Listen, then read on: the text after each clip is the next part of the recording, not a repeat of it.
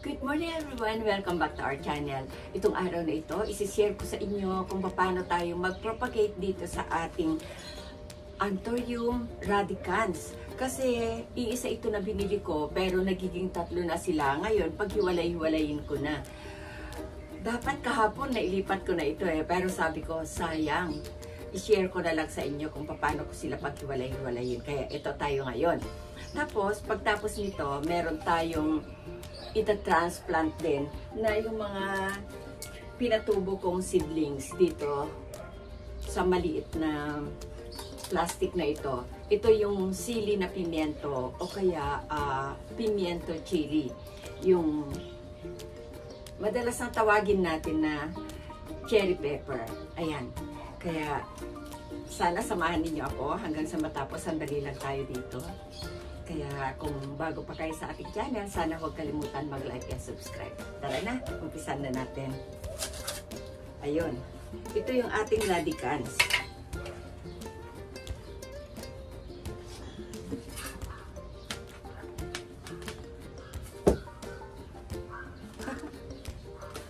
Ayun, ito yung mother plant. Tingnan nyo naman, napakaganda yung kanyang ugat. Kaya lang, hindi siya nakakapagdahon ng maigi. Kaya pag nailipat natin sa isang paso, maaring lulusog ito. Kasi dikit-dikit silang 3. Tatanggalin natin isa-isa.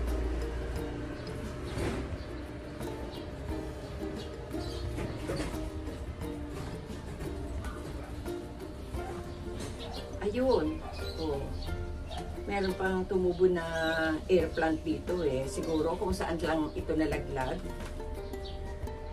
Ito, itanim din natin yan. Sayang.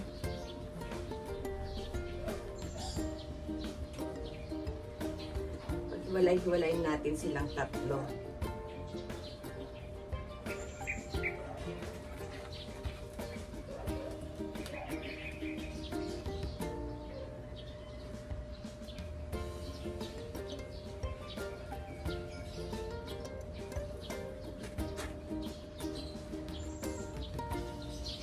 Sobrang dinadahan-dahan ko lang. Gawa nga nung may bulaklak na. Ayan, nagbubunga na. Baka sakali nga mabuhay yung bunga niya. Na mapadami natin ng gusto. O, ang ganda ng roots, diba? Kaya kailangan na natin ilipat.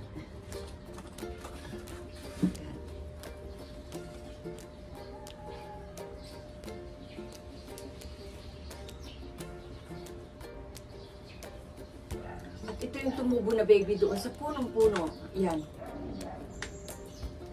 Ito siya. Nagdadahon ng maganda. At saka ugat niya din napakaganda.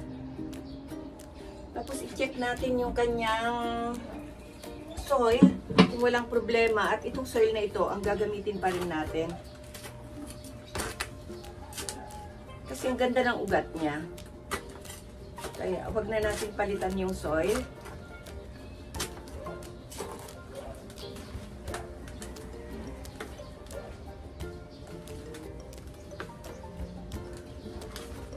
Ayan. Dagdagan natin ng konting ipa para may mag-absorb doon sa excess na water. Lalo na si Lolo, sipag-sipag yun magdilig. Kaya kailangan talaga maglagay tayo ng ipa para hindi malunod o hindi ma-overwatering ang ating mga plants.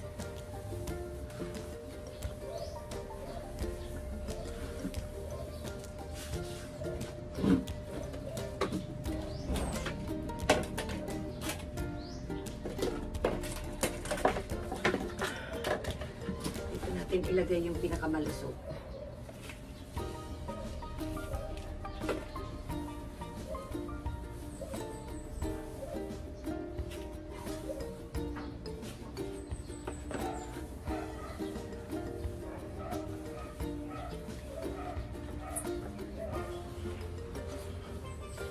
Gustong-gusto talaga nila yung coco peat, kaya dinadamihan ko din yung coco peat. Natin ilalagay itong una natin na kinuha na may bulaklak.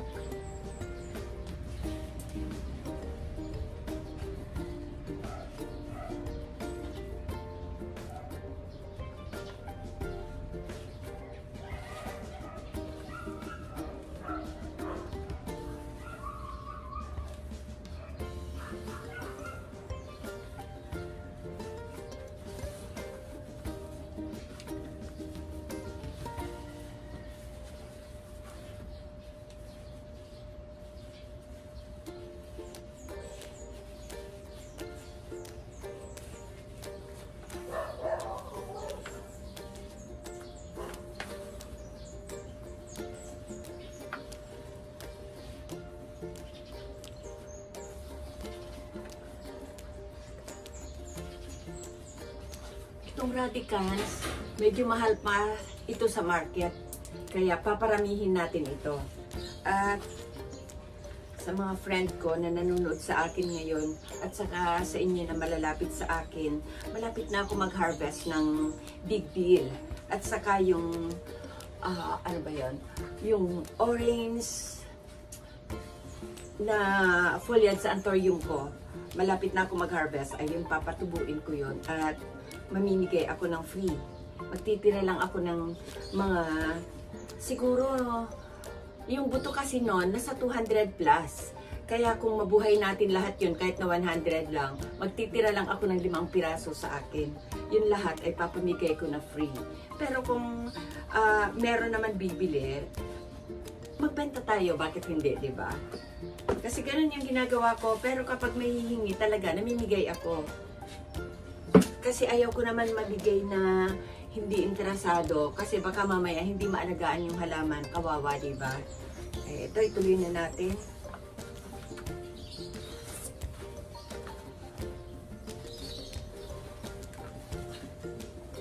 Ito naman, paso na ito, dati nagpropagate na ako dito ng ng Pink Princess. Nagamit ko na ito. Pero itinatabi ko kasi ang mga nagamit ko na paso. Kasi pag nagpo-propagate ako na ganito, mayroon akong magamit. Yung Pink Princess, yung Pink Princess kasi nalakihan na ito. Kaya kailangan na ilipat sa mas malaking paso. Ayan, umpisa na naman ako sa pagiging bulol-bulol ko. Sensya na kayo. Ito, ibaon natin mabuti. Kasi malambot naman itong natin, itong ating potting mix. Itong potting mix pala natin ay charcoal, tapos coco cubes, coco peat, tapos at saka syempre rice hull, yung bagong lagay lang natin na rice hull. Kasi yung rice hull kasi nagbabago yung component pag tumatagal. Kaya every 6 months nagdadagdag tayo ng rice hull kung yun ay naging lupa na. Ayan.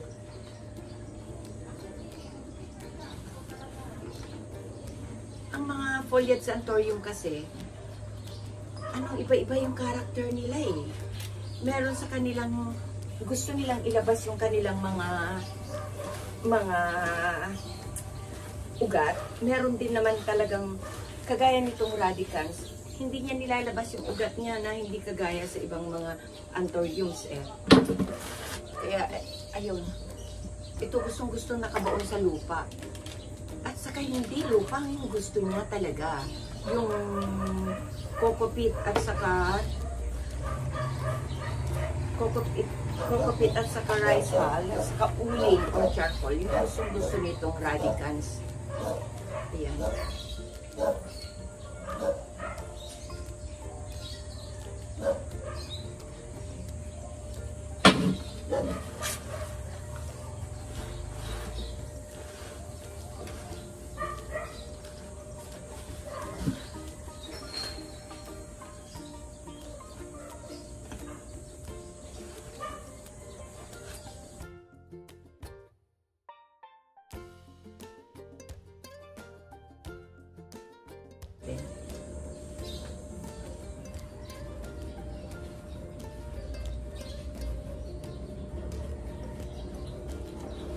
Ayun, sa sobrang sikip ng aking taniman, yung iisang paso, nagiging 3 na.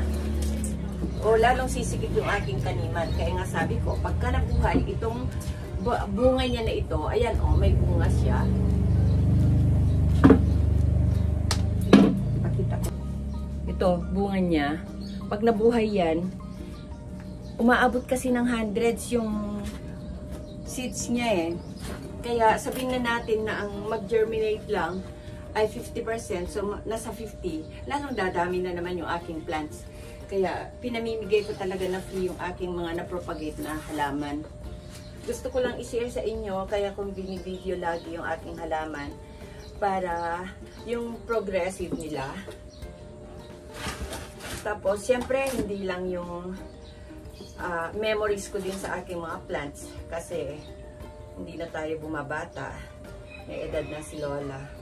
Pag binivideo ko itong mga ito, natutuwa ako kasi memories ko sa aking mga plants. At saka, para nakikita ko din yung progressive nila every month. Yan. Ngayon, dito naman tayo ngayon sa ating sili. Sa ating pepper. Dito natin ilalagay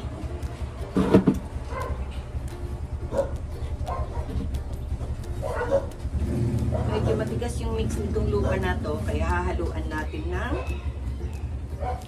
ibang mix. Gaya ng dadagdagan natin ng ipa.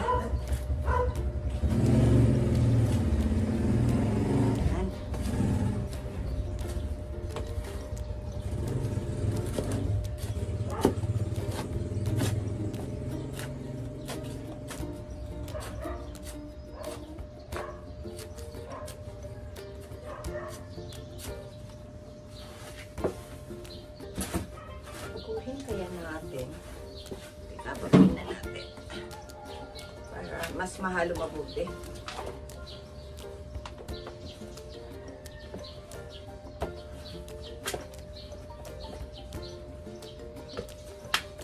Hindi mabigat tong pating mix na ito kasi.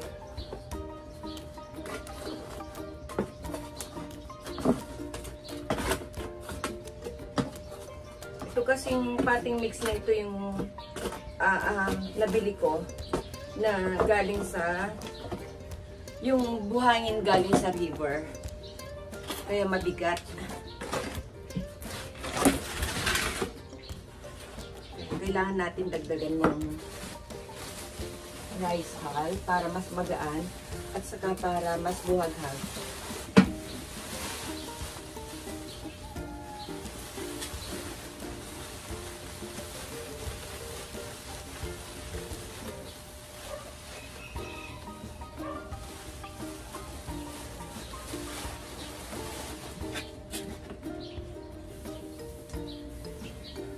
Bumili tayo ng rice hull, yung pabulok na para hindi natutubo yung palay.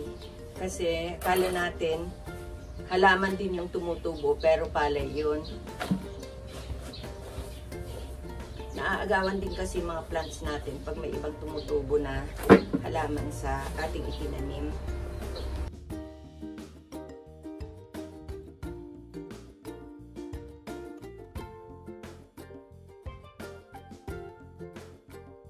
Ilipat natin.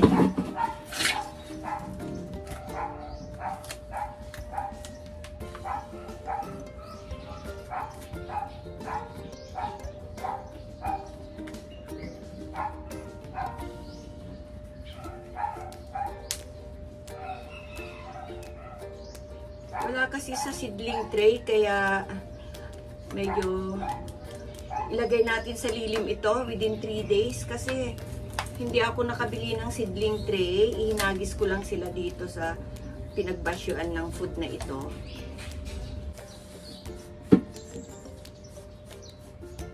Ayan. Tapos na tayo.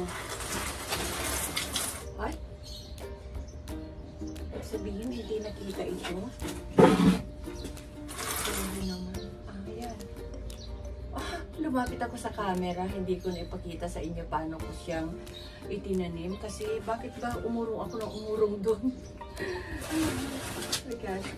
Pero itong planggana na haluan natin ng lupa, yung anthurium at saka itong sili, magkaiba sila ng mixture ha, hindi sila magkapareho kasi iba talaga yung potting mix ng anthurium sa ating sili.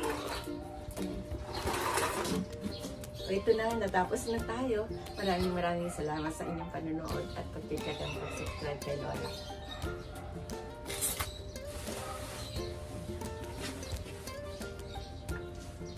Ang fertilizer pala natin sa mga gulay na itinatanim natin, kung hindi vermicast, meron tayong nabibili online o kaya sa ating mga garden center na organic na abono. Hindi tayo mag-aabono ng mga chemical na abono para sa ating mga gulay, lalo na nakalagay sa paso. Sobrang kulob na kulob yung mga abono dyan lang sa maliit na paso, di ba? Kaya kailangan organic ang ating fertilizer. Kung hindi, kung masipag naman kayong gumawa ng o marunong naman kayong gumawa ng organic fertilizer kagaya ng mga pinaggayatan ng gulay, mga tira-tirang mga gulay na hindi na pwedeng lutuin, at saka yung mga pinagbalatan ng prutas, mga tinatanggal natin na mga dahon, pwede natin bulukin yon, wag lang yung may aphids. At yun ay gagawin natin na abono. 2 months lang yun, pwede ng abono yun pag nabulok. Kaya ito, okay na tayo. Tapos na. Kaya maraming salamat ulit sa inyong panonood. At salamat sa tuloy na pagsuporta sa aking channel. Maraming salamat. See you. Bye!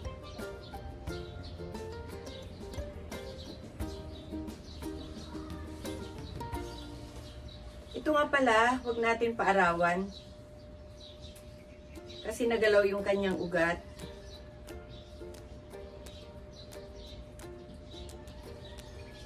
Three days na hindi natin papaarawan.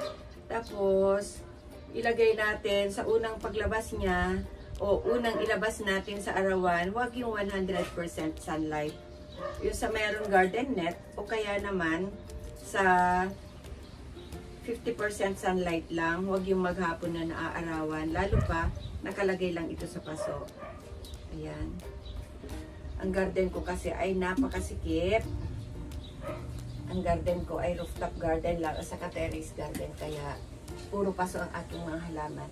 Pero hindi yun yung hadlang na nakakapagtanim ako ng mga sari-saring prutas, sari-saring halamang gulay, at syempre, lalong-lalo na sa mga ornamental plants. Ayan.